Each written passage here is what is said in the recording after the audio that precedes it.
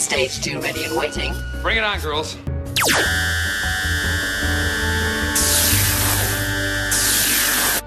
Okay, the fabricator. Does exactly what it says on the tin. Am I naked in front of millions of viewers? Absolutely. Ladies, your viewing figures just went up. And now it's time for the face-off. What does that mean? Do I get to compete with someone else? No, like I said, face-off. I think you look good with a dog's head. Or maybe no head at all. That would be so outrageous. And we could stitch your legs to the middle of your chest. Nothing is too extreme. It's to die for. Now, hold on, ladies. I don't want to have to shoot either one of you. But you're unarmed. You're naked. But that's... An M61 Vulcan. Where were you hiding that? You really don't want to know. Give me that accessory.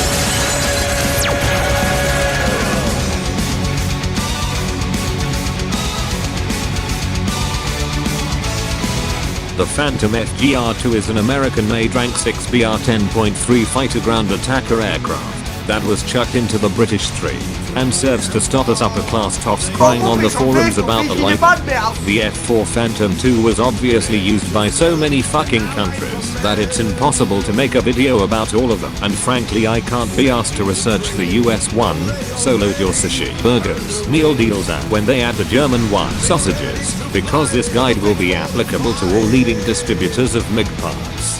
The Brits took the standard F-4J and replaced its J-79 engines that produced more smoke than the working man's lungs on a fact break with the Rolls-Royce Spade, which turned out to be so big they had to make the plane fatter and had to be angled downwards for carrier usage. And to top it all off, the FGR.2 version is the Air Force's variant, meaning it had no need for angled carrier takeoff engines. History lesson over. How does the Anglo-American fat fucker fly in the game? The Phantom weighs 25 tons, which is heavier than the weight of the English economy carrying the other three countries, and yet the twin Spey engines deliver a maximum of 9,000 kg force of thrust each, meaning that it accelerates incredibly quickly, particularly at low altitude, and has a maximum speed of over 1400 miles an hour at 10 kilometers.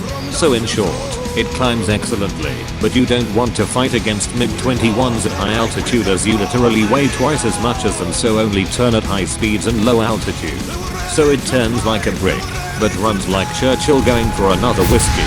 What about the armament? The Phantom has a variety of payloads and unfortunately it is the weakest out of its international brothers, with all other Phantoms getting better bomb loadouts and not useless rockets, as well as the E&EJ which have the latest sidewinders. So, what do you get to play with? The primary weapon is the M61 Vulcan minigun pod strapped to the bottom of the tank like a refugee fleeing to the UK from the war zone known as France, and when fully upgraded this is an excellent cannon with a fast rate of fire and 1200 rounds to burn. The only downsides being that it has more drag than Brighton on a Saturday night and needs time to spin up, as well as gauge and not deciding if it should be angled at 1 degree or not. In terms of bombs you have a maximum of 8 1,000-pound teapots, which equates to 2 destroyed bases or 4 enemy tanks. And as you've strapped an Oxford graduate into the plane to do big maths, you can utilize a ballistics computer to give you a bomb reticule as well as a cannon drop marker.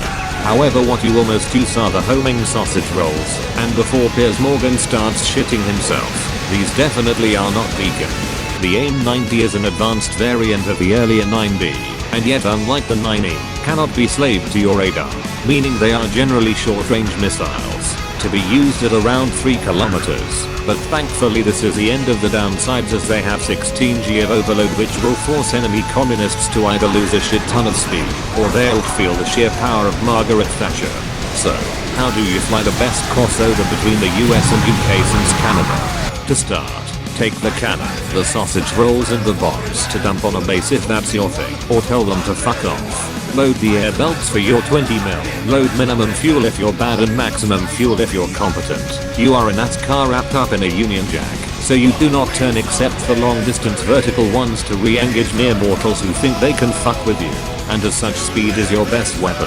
The FGR is best at low altitude of 2 to 4 kilometers, and as such you want to gain speed to above Mach 1. Engage shit V8's head on and loop around for another attempt. Alternatively, you can use your excellent climb rate to get to ridiculous altitudes, but this is very risky as here beaming territory, so don't stick around for long and utilize it as a boom and zoom aircraft if necessary. In ground RB load the 8 1,000-pound bombs and either climb high to dunk on tanks using the ballistics computer, or come in low and fast to avoid saps. But never be a fucking centrist and take a middle approach, because that guy you just killed is spawning in his ADATs right now. Oh, it looks like the Phantom might get the AIM-9G in the future, and if you're watching this, use that shit, my man. Now a word on fighting MiG-21s. Most other planes can be effectively fought against in a dogfight, but these things are absolute cunts. Your only real option is to crack open a Stella and run towards him head on, because if he gets behind you it'll look like 1956 all over again. So use cloud cover to hide from the bastard R60s and use your pork products to make him lose speed. Hopefully you now won't suffer a MiG-related extreme emotional event. What upgrades do you take?